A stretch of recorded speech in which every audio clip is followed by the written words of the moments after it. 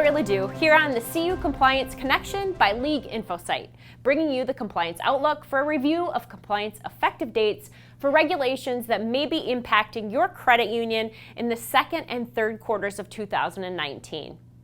Nothing really earth-shattering here for most credit unions, but for those that do offer prepaid accounts, there are new rules that become effective on April 1st and are pretty substantial. In the third quarter, a few things that we need to be thinking about from the CFPB's perspective is our compliance with payday lending rules, if we're offering a payday lending alternative to our members. And we need to consider if our credit union wants to start using the updated Uniform Residential Lending Application under Regulation B, which allows for optional use beginning on July 1st.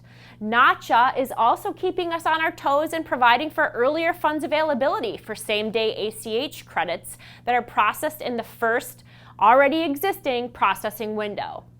Last but not least, NCUA didn't want to be left out, so they have some new rules related to private flood insurance that become effective on July 1st. So let's dive a little deeper into each. Prepaid accounts, what does that mean? And what does the rule cover? As you can see on the screen, the CFPB under Regulation E defined what types of accounts would be covered under the prepaid rules. The first is a payroll card account.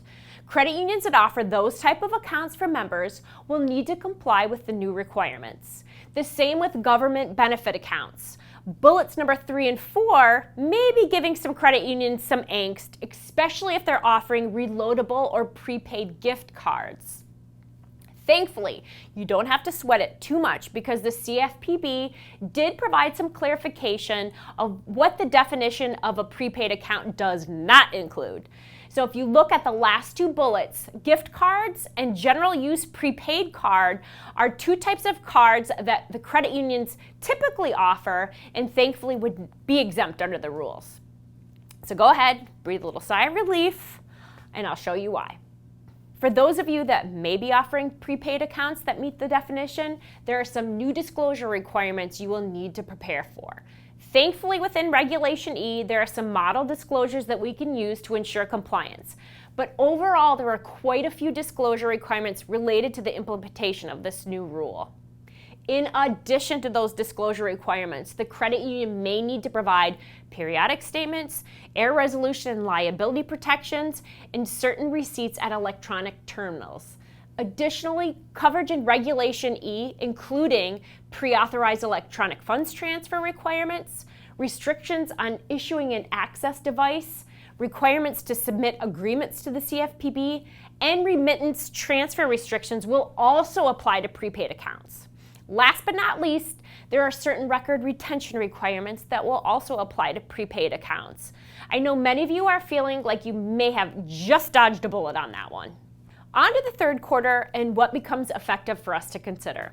Let's start with the changes made to the Uniform Residential Loan Application. Changes were made back in 2016 and 2017 by Freddie Mac and Fannie Mae. However, because of the CFPB's rulemaking authority over Regulation B and Regulation C, or HMDA, where we've seen so many changes on the data collection requirements, they also reviewed the URLA. The CFPB deemed the new URLA to be in compliance with not only Regulation B, but also the changes made to HMDA, or Regulation C. While this URLA is not required to be used by regulation, it is deemed to be in compliance with the regulation. Now, for those credit unions that sell their loans to Fannie or Freddie, those agencies will require you to use the revised URLA for new loan applications received on or after February 1st, 2020. If your credit union wants to get a jump start, you are permitted to actually start using the revised URLA on July 1st, 2019. Here's an example of the new demographic information section of the URLA that complies with Regulation B and Regulation C, which was revised. If your credit union offers a payday alternative loan program, please take note.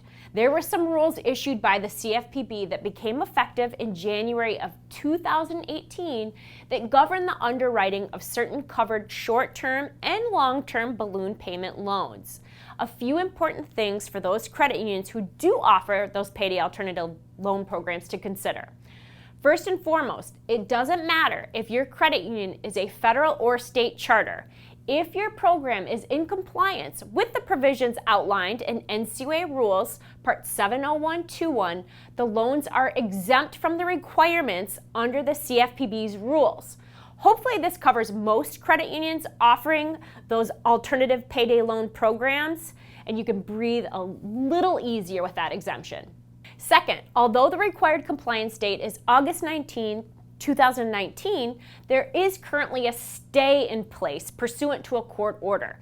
This means that credit unions have no obligation to comply under the court order until the stay is lifted.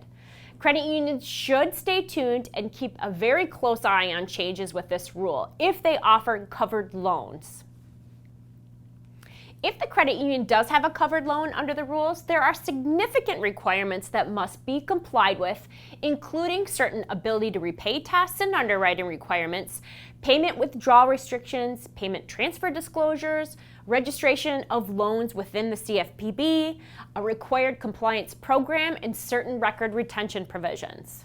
Also, something to keep in mind and a watchful eye on is a proposed rule, which has not yet been finalized, that would either completely eliminate or delay the mandatory underwriting provisions of the rule until November 19th, 2020. Moving off the CFPB and now on to NACHA, credit unions should note that effective on September 20th, 2019, funds from SameDay ACH credits that are processed by the originating depository financial institution, or ODFI, in the existing first processing window, which is 10:30 a.m. Eastern Time, will need to be made available by 1:30 p.m. in the RDFI, or Receiving Depository Financial Institution's local time. Funds that are processed in the existing second processing window, which is 2:45 p.m. Eastern Time, will continue to be made available by 5 p.m. local time for the RDFI. Although we have some time, credit unions should keep in mind that there are some additional changes becoming effective for SameDay ACH in 2020. First is the increase in the dollar transaction limit from $25,000 to $100,000, which becomes effective on March 20th. And then the expansion of the SameDay ACH processing window from 2:45 to 4:45, which will go into effect on September 18th. Now, to round out our third quarter updates, we have some changes taking place for flood insurance. The NCUA amended their rules, which become effective on July 1st, 2019, related to the acceptance of private flood insurance. The rules indicate that credit unions must accept private flood insurance in satisfaction of the rule if the policy meets the requirements of coverage. We'll talk about that in a minute and how the credit union can determine that. The credit union also has discretion to accept private flood insurance not issued under the National Flood Insurance Program and does not meet the definition under the rules in certain situations. For example, where the coverage is in the amount required by the credit union, the insurer is licensed, coverage is for both the mortgagor and mortgagee as lost payees, and if there is sufficient protection of the designated loan. NCUA Rules Part 760 were also amended to provide definitions for both private flood insurance and a mutual aid society. As I mentioned, the definition of private flood insurance is important because it outlines the requirements that will require credit unions to accept the policy. Thankfully, credit unions will be given some extra assistance to ensure the policy complies with the rules, because within the actual policy, or as an endorsement of the policy, it should contain language that indicates this policy meets the definition of private flood insurance contained in 42 U.S.C. 4012 AB 7. If that language is not included in the policy, the credit union will have the option to accept the policy as noted on the previous slide. The rule also provides an option for credit unions to accept private flood insurance issued by a mutual aid society, which is included on the slide for review and consideration. That wraps up the regulatory changes occurring in the third quarter. As you can see, there's still quite a bit on the compliance plate for credit unions. That is why we thought it was important to reiterate the resources that are available to assist credit unions. Specifically, we've highlighted InfoSight and CU Policy Pro. These compliance support tools are typically provided for free or at a very low cost through your league or association and can be truly instrumental in managing compliance. InfoSight provides an overview of compliance requirements along with additional materials, resources, and links to further assist credit unions with understanding compliance with laws and regulations, both state and federal. The system also tries to aggregate helpful resources on topics so that you don't have to spend the time researching. Check it out. We are confident that it will make your life just a little bit easier. As an additional reminder, CU Policy Pro is our policy management system that provides over 240 model policies for credit unions to customize. You shouldn't need to create any policy from scratch. If you aren't familiar with these products, please reach out to us or your league or association to learn more. You don't have to travel this compliance road alone. We are all in it together. As always, thank you so much for joining us at the CU Compliance Connection by League InfoSight.